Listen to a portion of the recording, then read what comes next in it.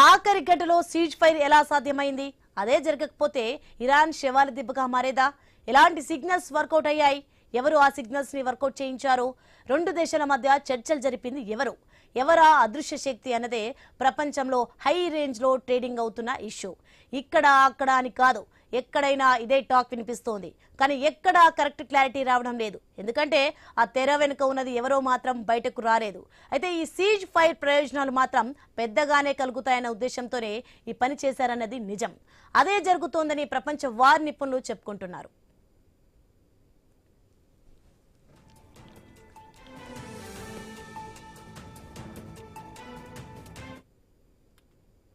ఇక్కడ ఒక ట్విస్ట్ మాత్రం ఉంది. అదే డ్రాగన్ కంట్రీ అన్నది అందరికీ తెలిసినా ఎవరు మాత్రం ఒప్పుకోవడం లేదు.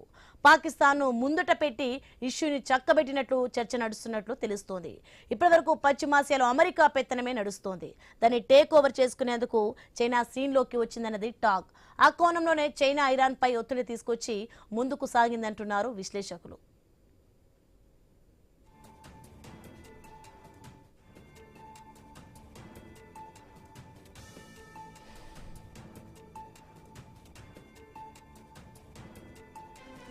అయితే ఓ సందర్భంలో మాత్రం శాంతి చర్చలో కీలక పాత్ర పోషించింది చైనా అన్న విషయాన్ని ట్రంప్ బయటపెట్టారు. అయితే చైనాని డైరెక్ట్ గా చెప్పకుండా బీజింగ్ పేరును మాత్రం ఎక్కడా ప్రస్తావించకపోవడమే అనుమానాలకు తావిస్తోంది. అయితే పాకిస్తాన్ ప్రధాని షెహబాజ్ షరీఫ్, పాక్ ఫీల్డ్ మార్షల్ ఆసిం మునీర్ పేర్లు మాత్రమే హైలైట్ చేస్తున్నారు ట్రంప్. పొలిటికల్ విశ్లేషకులు మాత్రం పాక్ కేవలం పాత్రధారేనని, సూత్రధారి డ్రాగనే అంటున్నారు.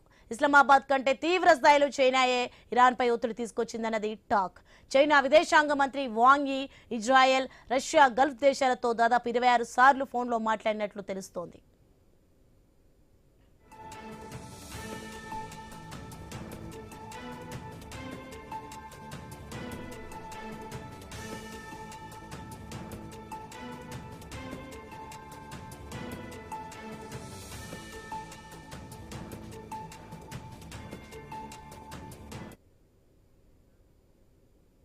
అయితే పాక్ ను చైనా ఎందుకు ముందుంచింది? చైనా తెర వెనుక రాజకీయం చేయడం దేనికి? సీజ్ ఫైర్ వల్ల లబ్ధి పొందేది ఎవరు? చైనాకు ఎలాంటి ప్రయోజనాలున్నాయి? చైనా ఇరాన్ పై ఎందుకు తీవ్రమైన ఒత్తిడి తీసుకొచ్చింది? ఇరాన్ అమెరికాలను సీజ్ ఫైర్ కు ఒప్పించింది ఎవరు? చైనా ఏం ఆశించి సీజ్ ఫైర్ కు ఒప్పించింది? ఇరాన్ నుంచి చమురు లబ్ధి పొందేందుకేనా?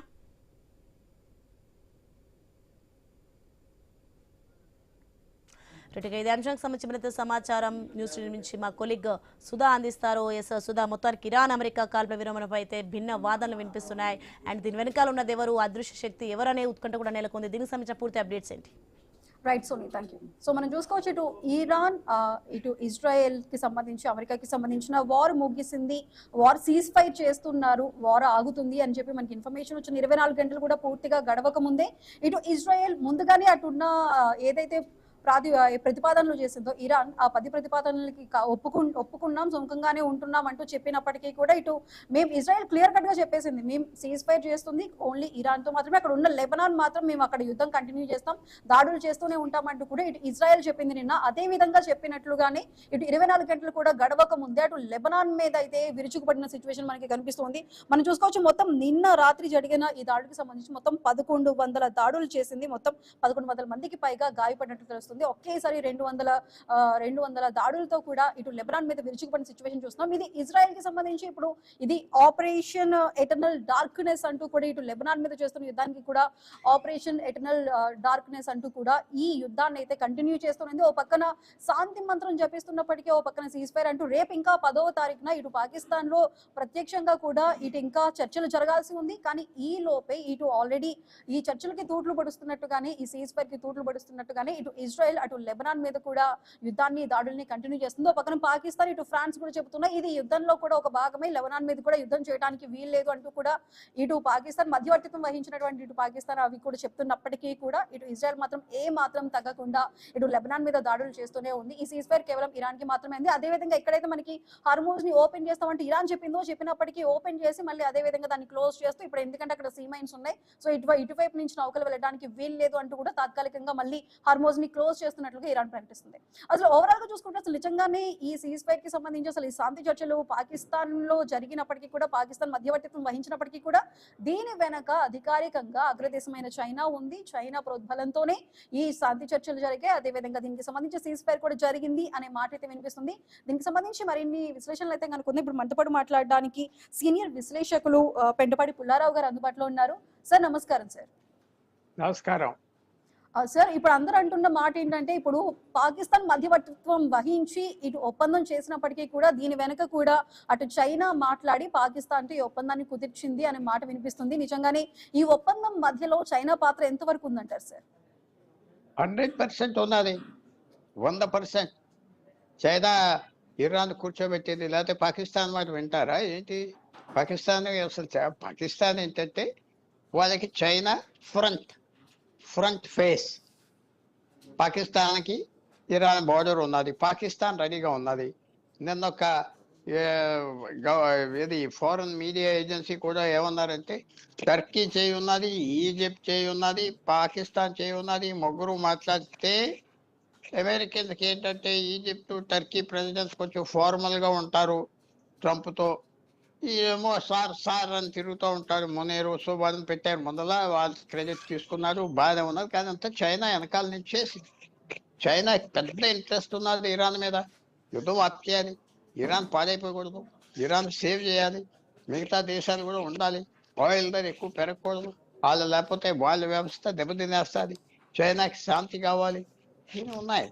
సో చైనా ఇరాన్ లొంగేస్తుంది. చైనాయే సోల్ కస్టమర్ ఇరానియన్ ఆయిల్కి, ఆ మిసైల్స్కి హెల్ప్ చేయటం అన్నిటికీ చేసింది. చైనా మాటే వింటారు, పాకిస్తాన్ మాట వినేది. పాకిస్తాన్ ముందర ఫ్రంట్ అని పెట్టి చేశారు. అందువల్ల చైనా చేసింది. ఇది అందరికి తెలిసింది కదే. అయితే పాకిస్తాన్కి అంత ప్రెస్టీజ్ ఎక్కడున్నది, ఏమున్నది? సో దాంట్లో మనమేం ఆశ్చర్యపోక్కర్లేదు. ఎందుకంటే ఇరాన్ని సేవ్ చేయాలి, ఆ ప్రభుత్వాన్ని. ఇలా యుద్ధం అయిపోతే ఎవరు గెలిచారో ఎవరు ఓడిపోయారో అర్థం అనవసరం. కానీ ఇరాన్ నాశనం అయిపోతుంది. ఆల్రెడీ చాలా వరకు డ్యామేజ్ అయిపోయింది. చాలా వరకు ఇన్ఫ్రాస్ట్రక్చర్, వాళ్ళ ఆస్తులు అన్నీ పోయినాయి.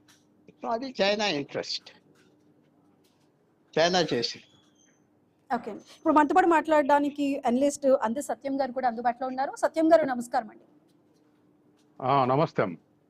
సత్యం గారు, నిన్న ఇటు శాంతి ఒప్పందంకి మేము రెడీగానే ఉన్నామంటూ కూడా కాల్పుల విరమణ చేసిన తర్వాత కూడా ఇటు ఇజ్రాయెల్ చెప్పిన విధంగానే, ఏ విధంగా అయితే మేము లెబనాన్ మీద మేము యుద్ధం చేస్తాము, దాడులు చేస్తామని చెప్పిన విధంగానే 24 గంటలు కూడా పూర్తి కాకముందు ఇప్పటివరకు జరిగిన దాంట్లో అతిపెద్ద దాడులు ఇటు లెబనాన్ మీద చేస్తుంది. దీనికి ఆపరేషన్ ఎటర్నల్ డార్క్నెస్ అంటూ పేరు కూడా పెట్టి దాడులు చేసి తీవ్రతరం చేసి మొత్తం 1100 మంది మరణించారు. ఇటు ఒప్పందం జరిగిన తర్వాత ఈ విధంగా మళ్ళీ ఒక ప్రాంతం మీద మేము చేస్తామన్నాం కదా, ఆ ప్రాంతాన్ని మాత్రం ఆ ఒప్పందం నుంచి తీసివేయాలంటూ అక్కడ దాడులు చేయడం ఏ విధంగా చూడొచ్చు అంటారండి? ఇది అడ్వెంచరిస్ట్ వైఖరి అమెరికా కానీ ఇజ్రాయెల్ కానీ. ఇప్పటికే యుద్ధం వాళ్ళ లక్ష్యాలు అయిపోయినాయి. కొమేనిని చంపటం, తర్వాత అణు రియాక్టర్ని నిర్వీర్యం చేయటం. ఇప్పుడు యుద్ధం ఎందుకు మరి? అయిపోయినాక అమెరికన్ టార్గెట్ కానీ ఇజ్రాయెల్ టార్గెట్ కానీ యుద్ధంలో పోయేటప్పుడు అవి రెండు చెప్పారు. అవి రెండు అయిపోయినాయి కదా, ఎందుకు యుద్ధం అంటే ఇరాన్ ఆయిల్ వాళ్ళ కంట్రోల్ ఉండాలి, హార్ముజ్ జలసంధి వాళ్ళ కంట్రోల్లో ఉండాలి, అమెరికా కంట్రోల్లో. మొత్తం గల్ఫ్ అమెరికన్ కంట్రోల్లో ఉండాలి. పరోక్షంగా ఆయిల్ సప్లై ద్వారా చైనాని, కొంతమేరకు ఇండియాని, జపాన్ని, ఈస్ట్ ఏషియన్ కంట్రీస్ని కంట్రోల్ చేయాలి. ఈస్ట్ ఏషియన్ కంట్రీస్ అన్నీ కూడా ఇన్క్లూడింగ్ అవర్స్ హార్ముజ్ జలసంధి ద్వారా మన అవసరాలు తీర్చుకోవాలి. ప్రపంచ వరల్డ్ ట్రేడ్ని 25% వారి నుంచి పోతాయి అనేటువంటిది అనుకున్న పేరు. కాబట్టి మనిషిని కుచికబట్టినట్టు మెడబట్టినట్టుగా హార్ముజ్ జలసంధిని అమెరికా ఆధీనంలోకి తెచ్చుకోవాలనేది, ఆ గల్ఫ్ మొత్తాన్ని, ఆయిల్ మొత్తం తన చేతులు ఉండుకు తను రెగ్యులేట్ చేయాలనేది అసలు లక్ష్యం.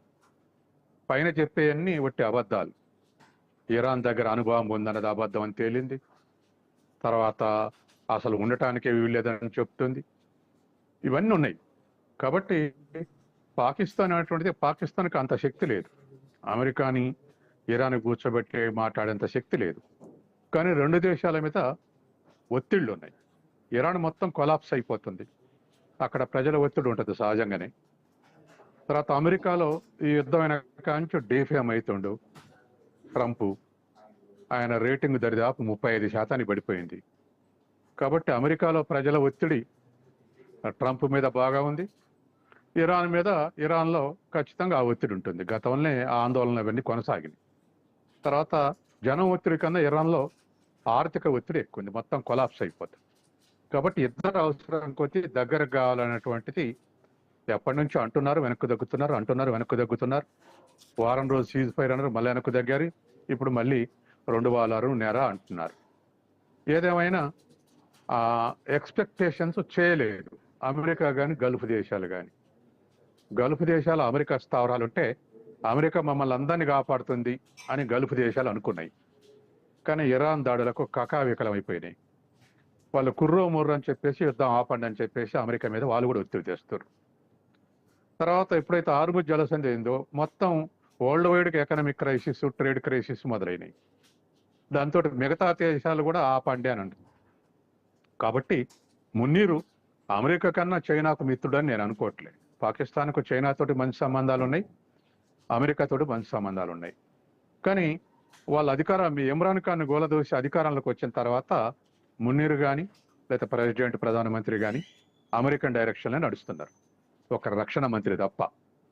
కాబట్టి 2 మాటలు వైట్ హౌస్ల పార్టీ కూడా ఇచ్చింది మున్నీరుకు. అందుకని అమెరికన్ యొక్క ప్రెజర్, అమెరికా యొక్క డైరెక్షన్ లేకుండా పాకిస్తాన్ మధ్యవర్తిత్వం వహించే అవకాశం లేదు, నిర్ణయం తీసుకునే అవకాశం లేదు. ఆ చైనా పాకిస్తాన్ గైడ్ చేస్తుంది అనుకోలేదు, ఇరాన్ గైడ్ చేస్తుంది. ఎందుకంటే చైనాకు ఖచ్చితంగా మన భారతదేశం ఎట్లయితే 88% ఇంపోర్ట్ చేసుకుంటుందో ఆయిల్ని, చైనా కూడా అదే స్థాయిలో ఇంపోర్ట్ చేసుకుంటుంది. కాబట్టి చైనాకు రష్యా ఇస్తున్నప్పటికీ లేదా ఇంక ఇతర దేశాలు ఇస్తున్నప్పటికీ ఇరాన్ ప్రధానమైనటువంటి సోర్స్ ఇంపోర్ట్కు. కాబట్టి ఇరాన్ కొలాప్స్ కాకుండా ఇరాన్ దేశంగా ఉండాలని సహజంగానే కోరుకుంటుంది. ప్రపంచం అంతా కోరుకుంటాం ఒక సావరిన్ కంట్రీ సావరిన్గానే ఉండాలి, వీడేవుడు డిక్టేట్ చేయటానికి అనేది. కాబట్టి ఇప్పుడు ఉన్నటువంటి పరిస్థితుల్లో వాస్తవానికి ఈ సీజ్ ఫైర్ అనేది అమెరికా అవసరం, ఇరాన్ అవసరం కన్నా ట్రంప్ అవసరం, ఇరాన్ అవసరం. ఈ రెండింటి దృష్ట్యా ఎక్కడికో ఒక దగ్గరికి మొత్తం మీద సీజ్ ఫైర్ ఉంది. తర్వాత ఇది ఒక టాక్టిక్స్, కన్నింగ్ టాక్టిక్స్. ఏది ఇజ్రాయెల్ దాడి చేయటం అనేది అమెరికా కాదంటే ఇజ్రాయెల్ దాడులు చేసే అవకాశం లేదు. కానీ మరొక వైపు అసాల్ట్ చేస్తూ అది కూడా ప్రెజర్ పెంచడం. ఆ విధంగా ప్రెజర్ టాక్టిక్స్ అమెరికా అడ్వైజ్ తోటే ఇజ్రాయెల్ ఆ పని చేస్తూ ఉంది. కాబట్టి ఇప్పుడు ఉన్నటువంటి పరిస్థితుల్లో వాస్తవానికి యుద్ధం ఆపేయాలి అనేటువంటిది కనుక ఉంటే, అమెరికాకి ఇష్టం ఉంటే ఇజ్రాయెల్ కూడా ఆగుద్ది. కాబట్టి ఇరానే లేకుండా చేయాలి. అసలు ఇరాన్ అనేది ఉండటమే అమెరికాకు ఇజ్రాయెల్కు రెండింటికి కంటగింపుకుంది. కాబట్టి దాన్ని సర్వనాశనం చేయాలనేటువంటి ఉద్దేశంలో ఉన్నప్పుడు యుద్ధం ఆపాలంటే నిజాయితీ ఉండదు. కాబట్టి యుద్ధం ఆపుతాం 15 రోజులు అన్నారు, కానీ శాశ్వతంగా ఆపుతారా అనేటువంటిది మనకు డౌట్. ఆ నిజాయితీ లేదు. కాబట్టి యుద్ధం ఎప్పుడైనా మళ్ళీ తిరిగి ఎరప్ట్ కావచ్చు. ఇజ్రాయెల్ ఇట్లాగే లెబనాన్ చేస్తూ మళ్ళీ ఇరాన్ మీద దాడి చేస్తే మళ్ళీ ఇరాన్ కౌంటర్ దాడి చేయొచ్చు. ఈసారి అమెరికా ఇజ్రాయెల్ దళాలన్నీ చుట్టే ఉంటాయి. ఆ చుట్టూ ఉన్న దేశాలు అటు ఇరాక్ అమెరికా ఫేవర్గా ఉన్న దేశమే, ఇటు పాకిస్తాన్ ఫేవర్గా ఉన్న దేశమే, తర్వాత ఆ వైపు సౌదీ అరేబియా అట్నే ఉన్నటువంటి దేశాలే. కాబట్టి భూ ఆక్రమణ ఈసారికి భూతల యుద్ధానికి వనరులను సమీకరించే అవకాశం కూడా ఉంది ఈ 15 రోజుల్లో. కార్గ్ దీవిని ఆక్రమించడానికి కానీ ఇరాన్ ఆక్రమించడానికి. కాబట్టి ఇది డిస్రప్ట్ అయితే, సీజ్ ఫైర్ డిస్రప్ట్ అయితే అటువంటి పరిణామాలు జరిగే అవకాశం ఉంది. ఓకే అండి. పుల్లారావు గారు, ఇప్పటికే ఇటు ఇరాన్ ప్రతిపాదించినటువంటి 10 సూత్రాలకు కూడా సానుకూలంగానే ఉన్నాయి అంటూ కూడా ఇటు ట్రంప్ చెప్పారు. దానికి నిజంగానే ఇప్పుడు ఒకవేళ ఆ 10 సూత్రాల్లో కూడా ముఖ్యంగా ఉన్నది ఇటు హార్ముజ్ జలసంధిని మేము ఓపెన్ చేస్తాం, అదేవిధంగా మేము అక్కడ ట్యాక్స్ కూడా పే చేయించుకుంటాం, ఎందుకంటే ఇప్పటికే దాడుల వల్ల భీకరంగా నాశనమైన మా దేశాన్ని మళ్ళీ తిరిగి పునర్నిర్మించుకోవడం కోసం మేము అక్కడ ట్యాక్స్ వసూలు చేస్తామని చెప్పింది. అదేవిధంగా కూడా ఇప్పుడు అమెరికా సాయం కూడా కావాలి, సాయం చేయాలి, ఎందుకంటే మళ్ళీ మేము తిరిగి మొత్తం అన్ని కూడా సమకూర్చుకోవడానికి మాకు సాయం అందించాలంటూ కూడా పేర్కొన్న దాన్ని ఆ పాయింట్స్ కూడా ఇటు ట్రంప్ సానుకూలంగా స్పందించారంటే ట్రంప్ ఇంకా ఏ విధంగా ఆలోచిస్తున్నారు అనుకోవచ్చండి?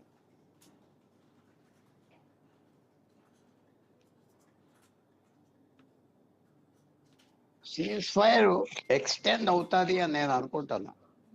ఎందుకంటే రేపు మటలు పెడతారు చాక్స్, ఇటు అటు అటు ఇటు వెళ్తాయి. కొన్ని వాటిల్లో కన్సెషన్స్ ఇస్తారు, ఎక్స్టెండ్ అవుతాయి. రెండో పాయింట్ ఏంటంటే తప్పకుండా తేడా ఉన్నది. అన్నిటికంటే ముఖ్యమైన తేడా అణు ఆయుధాలు అది సెటిల్ అవ్వాలి. అది ఇంకా సెటిల్ అవ్వలేదు. హార్మోన్స్ అంత పెద్ద విషయం కాదు అనుకుంటున్నాను నేను. హార్మోన్స్ అది మెయిన్ న్యూక్లియర్ వెపన్స్ సెటిల్ అవ్వాలి. ఈ బ్యాలిస్టిక్ మిసైల్ ఊరికి అక్కడ తయారు చేసి చైనీస్ హెల్ప్తో అందరిని చంపేయటానికి కుదరదు. ఇరాన్ ఆ 5 అరబ్ దేశాల మీద దాడిని చేయకూడదు. అది ముఖ్యమైనది. హర్మూజ్ ఏమవుతుంది ఆఖరికి? హర్మూజ్ వాళ్ళు ఏదో ట్యాక్స్ కడతా ఉంటారు, కట్టరు, దాని మీద వార్ వస్తుందా చూడాలి. ఇరానీ షిప్స్ కూడా రావాలి కదా దాని బయట. ఏం చెప్తున్నారు? మీ వాళ్ళు వెళ్తే కొంచెం ఫైర్ చేస్తామని. చాలా వాళ్ళు వెళ్తే ఫైర్ చేస్తే వాళ్ళు ఏమంటారు? సో అది నేను అనుకోవట్లేదు, అది సెట్ అవుతుంది. పోర్టిక్ ఇష్యూస్ ఉంటాయి. ఇజ్రాయెల్ ఏముంటుంది? మీరు మమ్మల్ని గుర్తింపు ఇవ్వాలి మా దేశానికి. ఇరాన్ మమ్మల్ని తీసేస్తాం, లేకుండా చేస్తాం అంటుందా? అది మార్చాలని. సో ఉన్న ఇష్యూస్. సో ఏదో చిన్న కన్సెషన్స్ కొన్ని అవుతాయి. రేపు ఇస్లామాబాద్లో ఎక్స్టెండ్ చేస్తారు సీజ్ ఫైర్. సార్ అంటే రేపు 10వ తారీఖు ఇస్లామాబాద్ వేదికగా చర్చలు ఇప్పుడు నిజంగానే ప్రత్యక్షంగా అక్కడ పాల్గొని రాయబారులు పాల్గొని రేపు చర్చించే అవకాశం ఉందంటారండి ఇస్లామాబాద్ లో? 100%. ఇప్పుడే ఇరాన్ డెలిగేషన్ వాళ్ళ పార్లమెంట్ స్పీకర్ ఎవరెవరో బయలుదేరుతున్నారు. ఈ రాత్రికి వచ్చేస్తున్నారు. అక్కడ జేడీ వ్యాన్స్ రాదు అంటున్నారు. ఏదో సెక్యూరిటీ కారణాలు వస్తుంది, ఆఖరి నిమిషంలో వస్తాడు, లేకపోతే ఇంకో మినిస్టర్ ఎవరినో పంపుతారు, వస్తారు. ఇప్పుడు అమెరికాకి టైం కావాలి. అమెరికాకి యుద్ధం ఆగింది, మళ్ళీ యుద్ధం స్టార్ట్ చేయటం ఓ బటన్ నొక్కితే అవుతుంది. ఇరాన్కి మళ్ళీ అలా ఉండదు. మళ్ళీ ఇరాన్ యుద్ధం స్టార్ట్ చేయాలంటే చాలా కష్టం. వాళ్ళ పట్లన్నీ వీళ్ళు తెలుసుకున్నారు అమెరికా మిలిటరీగా. సో అందువల్ల ఇరాన్ ఏమనేదంటే ఒకే అగ్రిమెంట్ చేసేద్దాం, సీజ్ ఫైర్ లేదని. చైనీస్ ఒత్తిడి లేకపోతే ఇరాన్ ఒప్పుకోపోదు. చైనీస్ ఒత్తిడి పూర్తిగా ఉన్నారు. వాళ్ళని ఒప్పించేది ఒక చైనా ఒప్పించేది. చైనాలో ఉన్న సీక్రెట్ ఏంటంటే వాళ్ళు పీస్ఫుల్ రైస్ కావాలి, వాళ్ళు పెరగటానికి శాంతిపూర్వకంగా కావాలి, వాళ్ళకి ఆర్థిక పెరుగుతమే కావాలి, మిగతా డబ్బుతో అన్నీ వస్తాయని వాళ్ళ వ్యూ. సో వాళ్ళు ఎప్పుడు చైనా గొడవలు చేస్తారు, కానీ పూర్తిగా వెళ్ళరు. ఎందుకంటే వాళ్ళకి ఏమంటారు, ఆ ఫియర్ ఉన్నది. సో ఇప్పుడు తప్పకుండా ముందరికి వెళ్తుంది. కొంతవరకు ఈ ఎక్స్టెన్షన్ ఇస్తారు సీజ్ ఫైర్. ఆ పక్కన నిన్న కూడా ఇజ్రాయెల్ అటాక్ చేస్తుంది, ఇజ్రాయెల్ వాళ్ళు అటాక్ చేస్తున్నారు, యుఏని ఇరాన్ అటాక్ చేసి వెళ్తాయి. కానీ మెయిన్గా అమెరికా ఇరాన్ ఒప్పందంకి వస్తారా? వాళ్ళు ట్రంప్ కూడా ఒక టెంప్టేషన్ పెట్టారు. చూడు, ఈ హార్మోజ్ నుంచి రెవెన్యూ వచ్చేది ఇద్దరం పంచుకుందామని చెప్పారు. వాళ్ళు అంటున్నారు, ట్రంప్ బోల్డ్ డబ్బు వస్తుంది మనకి హార్మోజ్ నుంచి అని చెప్తున్నారు కూడా అందరికీ. సో ఇరానియన్స్ ఆ అట్రాక్షన్ కూడా పెట్టుకుందాం అన్నారు, ఆ లూట్ పంచుకుందామని. సో ఇది ఎక్కడి వరకు వెళ్తాయి, ఎలా వెళ్తాయి మనం ఇంకా చెప్పలేం. బట్ ఈ సీజ్ ఫైర్ యుద్ధపూర్వకంగా చూస్తే అమెరికాకి లాభం. కానీ అరబ్ దేశాలకి 5 దేశాలకి ఇది సెటిల్ అవ్వాలి. ఇరాన్కి పవర్ తగ్గాలి. ఇరాన్ పవర్ఫుల్గా ఉంటే వాళ్ళు సర్వైవ్ అవ్వరు. అక్కడ ఉన్న ప్రజల్ని రెచ్చగొడుతున్నారు. వీళ్ళు సొమ్మ ఏంటి, వీళ్ళంతా ఇష్టోస్తతిగా వీళ్ళు king Saudi Arabia, king of Kuwait, ఎమీర్ of Qatar, వీళ్ళు ఎక్కడి నుంచి వచ్చారు? 90 సంవత్సరాల క్రితం వీళ్ళు ఒకళ్ళు ఒంటెలు కాసుకునే వాళ్ళు బ్రిటిష్ తీసుకొచ్చి పెట్టారు అన్నారు. అది 90% నిజం. మన స్వతంత్ర స్ట్రగుల్లో జరిగేటప్పుడు మహాత్మా గాంధీ తప్ప మిగతా లీడర్స్ అంతా బ్రిటిష్ సపోర్ట్తోనే వచ్చారు కదా. జిన్నాకి ఎక్కడ వచ్చింది వాడికి ఆ పబ్లిసిటీ, ఆ ఇంపార్టెన్స్? మిగతా లీడర్స్కి బ్రిటిష్ తయారు చేశారు. అలాగే బ్రిటన్, టర్కీ సామ్రాజ్యం ఇరిగిపోయాక నేను ఎందుకు చెప్తానంటే ఇరాన్ రోలు, ఇరాన్ వ్యూ చెప్తున్నా. 1930 ఆ టైంలో టర్కీ సామ్రాజ్యం పడిపోయింది. So Saudi Arabia, Iraq, Kuwait, Qatar వీళ్ళంతా టర్కీ సామ్రాజ్యంలో ఒక పోర్షన్. సో బ్రిటన్ పెన్సిల్తో గీత గీసి ఇదిగో ఇది నీది ఇది నాది ఇలాగ ఇచ్చేసింది. సో ఇరాన్ జ్ఞాపకం చేస్తూ ఉంటుంది, మీరు ఎక్కడి నుంచి వచ్చారు, మీరు వెళ్ళిపోవాలి, వదిలేసిపోండి అని ఇరాన్ చెప్తుంది. వాళ్ళకి వీళ్ళకి యుద్ధం తగలేదు. ఇవన్నీ ఇలా ఉన్నాక దీంట్లో చాలా మంది అంటారు, ఓ పాకిస్తాన్ ఏదో చేస్తుంది. ఏం చేస్తుంది పాకిస్తాన్? భారతదేశానికి ఇలాంటి ఈవెంట్స్కి వెళ్ళటం మనకి ఇష్టం లేదు. ఇప్పుడు ఏదో రిపోర్ట్ వచ్చింది, యుఎస్ వైస్ ప్రెసిడెంట్ రావట్లేదు, ఎవరిని బాంబు ఏదో చేసి చంపేస్తా అన్నారని ఎవరు అంటే, అది నిజంగా రాకపోతే అవమానమే కదా. మన దేశం అలాంటి అవమానాలు తీసుకోలేం కదా. మన ప్రధానమంత్రిని తిట్టేస్తాం ఇలాంటి పిచ్చి పిచ్చి పనులు లేదని. 1952 నుంచి ఈ వేళ వరకు ఇండియా ఏ ఇంటర్నేషనల్ అఫైర్స్లో ఇన్వాల్వ్ అవ్వలేదు. ఎందుకంటే ఇదేదో పెద్దరకం చేస్తానని బయలుదేరి అవమానం తీసుకుంటాం అంతే కదా. అవతల పొమ్మంటే మీ మాట వినకపోతే ఏంటిది, వాళ్ళు మేము ఎన్ఫోర్స్ చేయలేం కదా. సో పాకిస్తాన్ ఒక హోటల్, ఒక మేనేజ్మెంటు, బల్లలు కుర్చీలు వేసి కూర్చోబెడతానికి అంతవరకే. చైనా వెనకాల ఉన్నది, ఇరాన్తో చెప్పింది ఇంకా నువ్వు తగ్గిపోవాలని.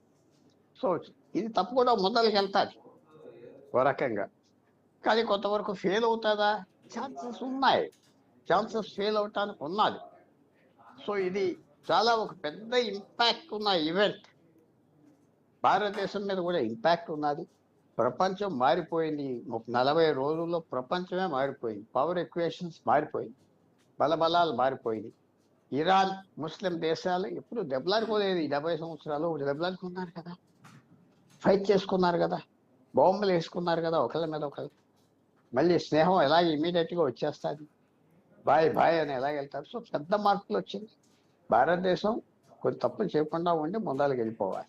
ఈ మార్పులు 1 డేతో సెటిల్ అయ్యే విషయం కాదు. ఒకళ్ళ మీద ఒకళ్ళు చంపుకోవటానికి బాంబులు వేసుకున్నారు ఈ 40 రోజుల్లో. ఇది చిన్న విషయం కాదు. సో పెద్ద చేంజెస్ వచ్చింది, మనం ప్రిడిక్ట్ చేయలేం. But let us wait. Okay. So Satyam garu, ఇప్పటి వరకు కూడా లెబనాన్కి సంబంధించి ఇజ్రాయెల్ దాడుల్ని చేసింది. ఇప్పుడు సీజ్ ఫైర్ అన్న తర్వాత కూడా ఇటు మధ్యవర్తిత్వం వహించిన పాక్ కూడా చెప్తుంది ఏంటంటే, సీజ్ ఫైర్ అన్నప్పుడు లెబనాన్ కూడా ఉంటుంది కాబట్టి లెబనాన్ మీద దాడులు చేయకూడదు అంటుంది. ఇటు ఇజ్రాయెల్, అమెరికా, ట్రంప్ కూడా క్లారిటీ ఇచ్చేసారు, మేము లెబనాన్ మీద దాడులు కంటిన్యూ చేస్తామని. అంటే ఒక పక్కన ఇటు ఇరాన్తో దాడులు ఆపుతున్నామని చెప్పి ఇప్పుడు సెపరేట్గా ఆపరేషన్ ఎటర్నల్ డార్క్నెస్ అనే పేరుతో ఇటు లెబనాన్ మీద దాడులు చేయడం అంటే ఇది ఏ విధంగా, ఎటువంటి వ్యూహాన్ని రచించబోతున్నారు? రేపు ఒప్పందానికి సంబంధించి ఇటు పాకిస్తాన్లోని ఇస్లామాబాద్ వేదికగా రేపు ఒప్పందం జరగబోతుంది. ఓ పక్కన ఇటు దాడులు చేస్తూనే ఇటు శాంతి చర్చలకు వెళ్ళబోతున్నారా?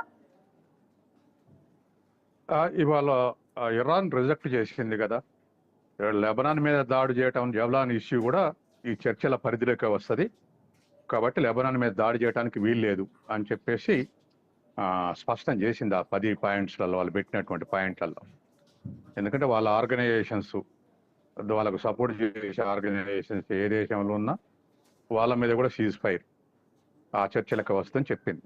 కాబట్టి నిజంగా వాస్తవం ఒకటేనండి, అమెరికా అనుకున్నటువంటి స్థాయిలో అంత స్పీడ్లో ఇరాన్ని స్వాధీనం చేసుకోలేకపోయింది. ఇది నెంబర్ 1 వాస్తవం. ఇజ్రాయెల్కు, నెతన్యాహుకు అసలు ఇరాన్ని లేపేయాలి. ఈ సందర్భంగానే అమెరికా అనేది కరెక్ట్ కాదు అనేది నెతన్యాహు లేదా ఇజ్రాయెల్ యొక్క అభిప్రాయం. ఈ మధ్యస్థ స్థాయిలో ఇజ్రాయెల్ ఉంది. ఇప్పుడే ఈ అవకాశాన్ని ఉపయోగించుకొని, ఎందుకంటే అరబ్ దేశాలు ఏకాభిప్రాయంతో లేవు. దరిదాపు గల్ఫ్లో ఉన్నటువంటి 8-9 దేశాలు కూడా దూరంగా ఉన్నాయి, not in favour of Iran. కాబట్టి ఈ సమయం చూసుకొని ఇరాన్ కొట్టేయాలి, లేపేయాలి ఆ దేశాన్ని అనేది ఇజ్రాయెల్ యొక్క ఒపీనియన్. ఇజ్రాయెల్ అనేటువంటి దేశం 48 ప్రపంచవ్యాప్తంగా యూత్కి ఎక్కడ స్థావరం లేదని చెప్పేసి 48లో ఐక్యరాజ్య సమితి తీర్మానంతో ఇజ్రాయెల్ని క్రియేట్ చేశారు. అప్పటి నుంచి పాలస్తీనా కానీ ఇతర దేశాలు కానీ దాన్ని రికగ్నైజ్ చేయట్లే. కాబట్టి వాళ్ళకు ఉన్నటువంటి అమెరికా సప్లైడ్ టెక్నాలజీ కానీ, దేర్ ఇన్వెన్షన్స్ కానీ, మొత్తం మీద డిఫెన్స్ రంగంలో అరబ్ దేశాలు అన్నీ కూడా ఈ ఇజ్రాయెల్ మీద యుద్ధం చేసి ఓడిపోయి ఉన్నాయి. కాబట్టి ఇజ్రాయెల్ ఒక సూపర్ పవర్ వెస్ట్ ఏషియాలో.